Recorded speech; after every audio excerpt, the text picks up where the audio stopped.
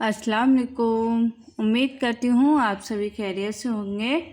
तो आज की इस वीडियो में हम पढ़ेंगे उर्दू ज़बान की 5वीं किताब का सबक नंबर 65 का। ये हमारा चल रहा है 6वां पार्ट। और कल मैंने ये पढ़ाया था हल और उसकी किस्में।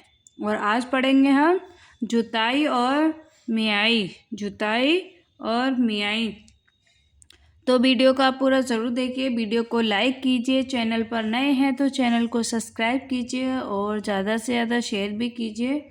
और आपने अभी तक हमारी पिछली वीडियो नहीं देखी हो तो उनका लिंक मैं नीचे डिस्क्रिप्शन बॉक्स में दे दूँगी, वहाँ से आप पिछली वीडियो देख सकते हैं। या फिर आप हमारे चैनल पर जाकर प्लेलिस्ट पर जाकर भी पिछली सारी वीडियो देख सकते हैं, जो कि इस चैनल पर हमने उर्दू ज़बान की 5 किताबों की वीडियो डाल दी है और चमन उर्दू की भी हमने 5 किताबों की वीडियो डाल दी है। यानी उर्दू ज़बान की ये हमारी 5वीं किताब है और ये हमारी अब कंप्लीट होने वाली है। तो और साथ में ही हमने बगदादी कायदा और नूरानी कायदे की भी इसी चैनल पर वीडियो अपलोड कर रखी हैं। और साथ में ही कुरान शरीफ के हमारे चल रहे हैं पारे।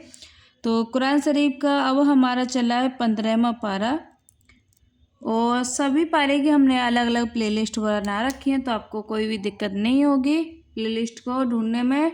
और प्लेलिस्ट के अंदर पारे के हर एक पारे के अलग अलग रुकू आपको प्लेलिस्ट के अंदर मिल जाएंगे, तो आपको वीडियो भी ढूंढने में कोई भी दिक्कत नहीं होगी।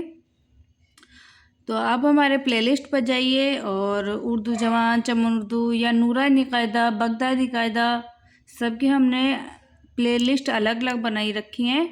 तो आप वीडियो को पूरा ज़रूर देखिए, वीडियो को लाइक कीजिए, चैनल पर नए हैं तो चैनल को सब्सक्राइब कीजिए और वीडियो को ज़्यादा से ज़्यादा शेयर भी कीजिए। तो चलिए हम इस वीडियो को शुरू करते हैं। बिस्मिल्लाहिर्रहमानिर्रहीम। जुताई और मियाई। नंबर 1, जुताई किसको कहते हैं? जुताई किसको कहते हैं? खेत की जमी हुई मिट्टी को हल चलाकर उखेड़ देना जुताई है। खेत की मिट्टी को हल चलाकर उखेड़ देना जुताई, यानी इसको हम जुताई कहते हैं। नंबर 2, हल से क्यों कर जुताई करते हैं? हल से क्यों कर जुताई करते हैं? बैलों के कंधे पर माची रखी और माची में 2 या 3 फिर रस्सी के डालकर खींचा बनाया। फिर इस पर रस्सी में से हरीश का सरा हरीनी समेत इस पार मकाल दिया तो हल बैलों की जोत के साथ अटक जाएगा।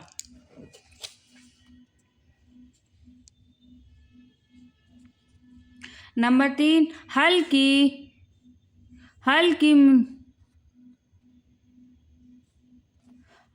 की मिडिया हाथ में पकड़ ली और हल को नोक के बल जमीन पर खड़ा किया। बैलों को सीधा हाँका। बैलों के जोर लगाने से हल फार जमीन में धंसेगी और इनके चलने से ज़मीन को फाड़ती और मिट्टी को तोड़ती आगे बढ़ेगी। यानी इस तरीके से हमें दिखाया गया है। इसी तरह खेत में 6 अंगुल गहरी और 8 अंगुल चौड़ी कोण बन जाएगी। सारे खेत में कोणे बना लेने से जुताई पूरी हो जाएगी। कई बार आड़ और खड़ा जोतने से खेत बीज बोने के लिए तैयार हो जाएगा। नंबर 4, खेत क्यों जोतते हैं? खेत क्यों जोतते हैं और जुताई किसे कहते हैं? खेत इसलिए जोतते हैं कि खेत की मिट्टी उखड़कर टूट जाए ताकि हवा और धूप का असर इस पर हो और वो फूल कर रस पर आ जाए। यानी उपजाऊ मिट्टी बन जाए। खेत की जुताई ऐसी होनी चाहिए कि सारे खेत की मिट्टी 8 अंगुल से ज़्यादा गहरी और यकसा उखड़े। नंबर 5, बीज बोने के वास्ते खेत कैसा होना चाहिए, यानी हम जिसमें बीज बोते हैं वो खेत कैसा होना चाहिए जिससे फल फूल अच्छे आए।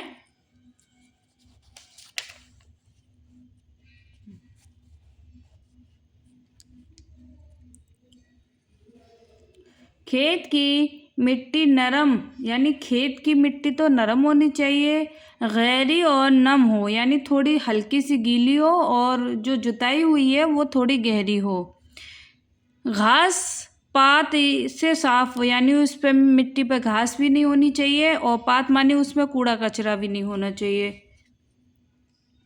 क्या सब किस्म के बीजों के वास्ते ऐसे ही खेत तैयार करने चाहिए, यानी हर किस्म, यानी फूल फल सब्जी और जिन पे फल भी नहीं आते उनके लिए भी क्या ऐसी ही मिट्टी ज़रूरी है?